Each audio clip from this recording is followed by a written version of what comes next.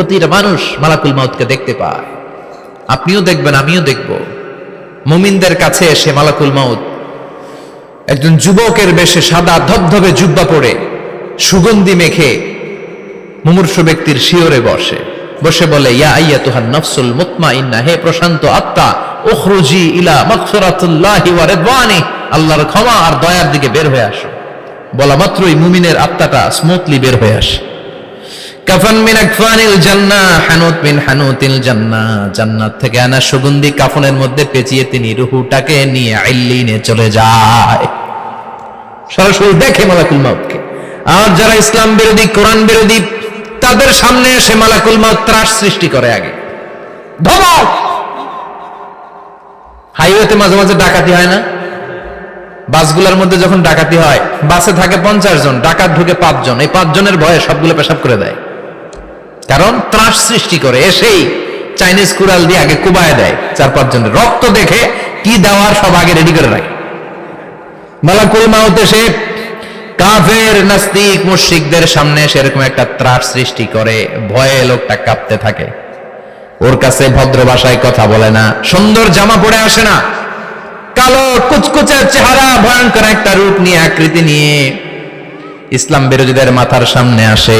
দুর্গন্ধযুক্ত চেহারার দেহ নিয়ে ধমক দিয়ে বলে, ও পাপাত্তা, ইয়া আইয়াতুহান নাফসুল খাবিসা উখরুজি ইলা গাদাবিল্লাহ, হে পাপাত্তা, আল্লাহর রাগ, ক্রোধ আর গজবের দিকে বের হয়ে আয়। মুমিনের আত্মা বলার সাথে সাথে যেমনি মুমিনের দেহ থেকে বের হয়ে জান্নাতি কাফনের ভেতরে ঢুকে, কাফেরদের আত্মাও কি এরকম তাড়াতাড়ি বেরোতে চায় নাকি? কাফেরদের আত্মা বেরোতে চায় না। ডানে দৌড়, বায়ে দৌড়, সামনে দৌড়, পেছনে দৌড়, আহা, দৌড়াদৌড়ি করে। মালাকুল মাউত এটাকে টেনে হিচড়ে, একটা জীবিত ছাগলকে জবাই না করে তার চামড়া উল্টার দিকে টেনে হিচড়ে বের করলে ছাগলটা যত কষ্ট পায়, এর চেয়ে কমসে কম 70 গুণ বেশি কষ্ট দিয়ে কাফের, মুশরিক আর গাদ্দারদের রূহ কবজ করা হয়। আল্লাহ, এই পরিস্থিতি থেকে তুমি আমাদের বাঁচাও। মুমিনদের রূহ যেমনি কবজ হয়, ওইভাবে রূহ কবজের ব্যবস্থা করে দিও। ইমানের মৃত্যু নসিব করে দিও, শাহিদি মৃত্যু নসিব করে দিও। আমাকে শহীদ করে সেই মিছিলে শামিল করে নিও, যে মিছিলের নেতা মীর হামজা, খোবায়েবে খাব্বাব, আল্লাহর কাছে ছিল অতি প্রিয়, শামিল করে নিও। আমাকে শহীদ করে সেই মিছিলে শামিল করে নিও। পড়েন আমিন। আর জোরে পড়েন আমিন। তার মানে বিমান দুর্ঘটনায় হোক, কিংবা লঞ্চ ডুবিতে হোক, কিংবা আগুনে পড়ে হোক, কিংবা আত্মঘাতী হামলায় হোক, যে যেখানেই মারা যায়, কবরের 3টা প্রশ্ন তার জন্য আছে না নাই? ইসলাম বিরোধীদের জন্য প্রশ্ন 3টা, আপনারা যারা মুমিন তাদের জন্য 4টা, আপনাদের জন্য একটা বেশি। আলহামদুলিল্লাহ কোন? কবরে এসে প্রথম প্রশ্ন করবে, মুনকার নাকির যখন চলে আসবে, 40 কদম যখন আত্মীয় স্বজনরা লাশটাকে কবরের মধ্যে দিয়ে 40 কদম চলে যায়, তখনই ফেরেশতা চলে আসে। আহা, শেষ, সব শেষ। এসেই পরীক্ষা শুরু। মার রব্বুক, তোর রবের নাম কি? চিল্লায় বলেন, আমাদের রবের নাম কি? আমরা বলবো রব্বি আল্লাহ, আল্লাহ আমারে রব।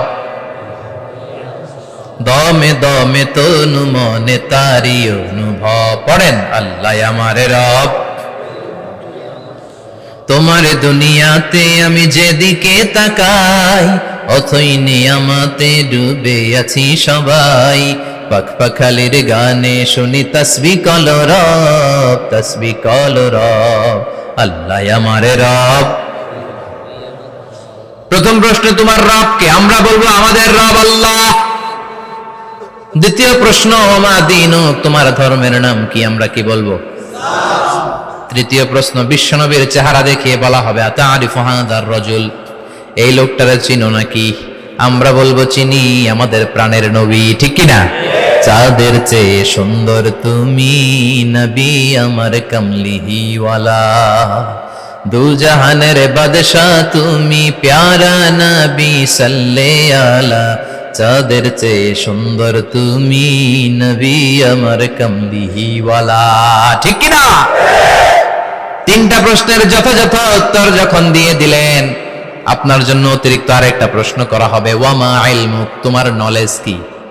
তিনটা প্রশ্নের উত্তর যে তুমি করতে পারলা, কিভাবে পারলা, কেমনে জানলা? নকল করে বলছো নাকি জেনে বুঝে আসছো? নকল হয় না? এখন তো পরীক্ষা চলতেছে বোধহয়। কি পরীক্ষা? এসএসসি পরীক্ষা। নকল হয়? কৃষ্ণপুরে নকল নাই না? এখন মনে হয় এগুলো একটু কমছে। একটা সময় ছিল অনেক নকল হইতো। পাঞ্জাবের ভিতরে নকল, পকেটে নকল, টুপির ভিতরে নকল, মৌজার ভিতরেও নকল, এমনকি মেয়েরাও নকল করে পরীক্ষার হলে আসে না নাই? স্কেলের মধ্যে লিখে নিয়ে যায়, হাতের মধ্যে লিখে নিয়ে যায়, ওড়নায় লিখে নিয়ে যায়, কাপড়ে লিখে নিয়ে যায়, আসে না নাই?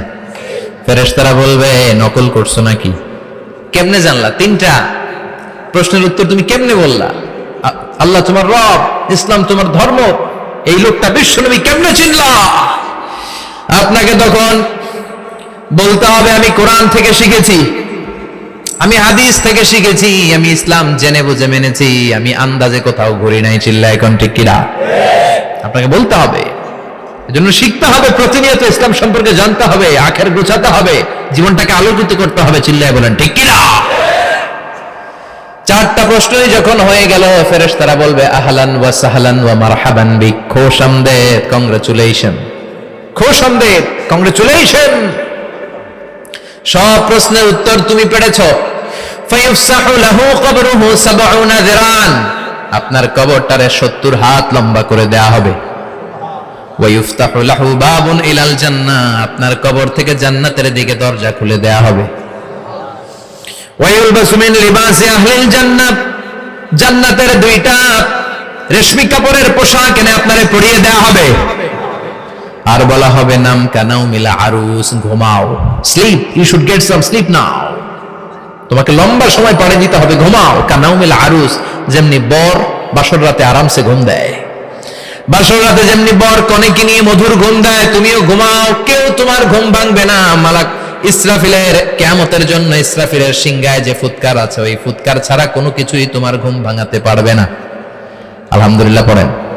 আল্লাহ আমরাও যেন চারটা প্রশ্নের উত্তর দিয়ে লম্বা একটা ঘুম দিতে পারি, পড়ে না আমিন। ওয়াম্মাল কাফির ওয়া আহলুশ শিমাল, আর ইসলাম বিরোধী যারা, তাদের সামনে আসবে মালাকান আসওয়াদান আজরাকান, কৃষ্ণ বর্ণের দেহ, নীলাভ বর্ণের দুটো চোখ, গায়ের রং কালো, চোখের রং নীল, দেখতে কেমন লাগে? আলিফ লাইলার ভূতের মতো, কথা কন। গায়ের রং কালো, চোখের রং নীল। ফেরেশতা দুইটা আসবে, এসে ত্রাস সৃষ্টি করবে, এসে বলবে বল তোর রবের নাম কি? মার রব্বুক। ইসলাম বিরোধী মুশরিক, কাফের, নাস্তিক, এরা বলবে আমি জানি না আমার রবকে, আমি জানি না, আমি তো আজীবন শুধু চেয়ার করেছি, মদ খেয়েছি, আমি ধর্ষণে সেঞ্চুরি করেছি দুনিয়ার বুকে, আমি টেন্ডারবাজি করেছি, চাঁদাবাজি করেছি, আমি মাস্তানি করেছি, আমার দাপটে এলাকার ইসলাম প্রিয়রা বাসায় ঘুমাতে পারে না। আমি ছিলাম টেন্ডারবাজ, আমি ছিলাম গডফাদার, সন্ত্রাসীদের লিডার, আমি ছিলাম ডন 1 2 3 সব, আমি ছিলাম ডনের ডন, আমি ছিলাম মাস্তান, রংবাজ, রব টপ কি আমি তো জানি না। লাদ্রি লাদ্রি, আমার জিজ্ঞেস করো না। আবার প্রশ্ন করা হবে ওয়ামা দীনুক, তোর ধর্মের নাম কি? বলবে লা আদরি, আমার কোনো ধর্ম নাই, আমার কোনো ধর্ম নাই, আমি শুধু মৌজ মাস্তিতে ছিলাম, আমি আনন্দ ফুর্তি করেছি, ইসলাম নিয়ে আমার মাথা ব্যথা ছিল না, আজীবন ইসলামরে আমি বাস দিয়েছি। চিল্লায় বলেন ঠিক কিনা? ইসলাম বিরোধীদের সাথে ছিল আমার চলাফেরা, আমার সব সাঙ্গ পাঙ্গ ছিল গুন্ডা বদমাশ, ইসলাম বিরোধী। রব কি, ইসলাম কি, এগুলো আমি জানি না, আমার এগুলো জিজ্ঞেস করো কেন? ধর্ম কি আমি জানি না, আমি কিচ্ছু মনে করতে পারছি না। 3 নাম্বার প্রশ্ন করা হবে আচ্ছা আরিফু হাযার রাজুল, দেখো তো এই লোকটারে চিনো কিনা? কয় না, চিনি না, তবে মনে হয় এই লোকটারে দুনিয়ার বুকে আমি গালি দিতাম, এই লোকটার বিরোধিতা করতাম, ব্লগের মধ্যে এই লোকটার ব্যাপারে কুৎসা রটনা করতাম, এই লোকটার কার্টুন বানিয়ে আমি হিংসা ছড়িয়ে দিতাম, এই লোকটার ব্যাপারে আমি এলাকার মধ্যে অপপ্রচার চালাতাম। ফেরেশতারা বলবে তাই, এই ছিল তোর ডিউটি, দাঁড়া এখনই আমাদের খেলা শুরু, এখনই শুরু। ফায়ুতরাকু বিমাতারিক মিন হাদিদ, লোহার একটা একটা হাতুড়ি দিয়ে মাথা থেকে পা পর্যন্ত পিটানো হবে, পিটিয়ে ওর গোশতের হাড্ডিগুলোকে থেতলে ফেলা হবে। ওয়ায়ুকালু লিল আরদি ইলতাইমি, কবরের দুই পাশের মাটিরে বলা হবে এবার দুই দিক থেকে তোরা চাপ দে। চাপ দেয়া হবে, ধাক্কাধাক্কি করেও সে সুবিধা করতে পারবে না। মাটি আস্তে আস্তে আস্তে আস্তে দেহের দুই দিকে লেগে এমন জোরে দুইটা চাপ দিবে, ফাতাখতালিফা আদলাউহু, তার ডান পাশের পাজরের হাড্ডি বাম দিকে ঢুকে যাবে, বাম দিকের হাড্ডি ডানে চলে যাবে। বিশ্বনবী বললেন এই হাতুড়ি দিয়ে পিটানোর শাস্তি, কবরের চাপ দেওয়ার শাস্তি চলতেই থাকবে হাত্তাল কিয়ামা, কিয়ামত পর্যন্ত। আল্লাহ এই কবরের শাস্তি থেকে আমাদের বাঁচাও। আমরা এই আযাব পেতে চাই না, আমরা যেন ঠিকভাবে কবরের 4টা প্রশ্নের উত্তর করে দিয়ে লম্বা ঘুম দিতে পারি। আল্লাহ তুমি তৌফিক দাও।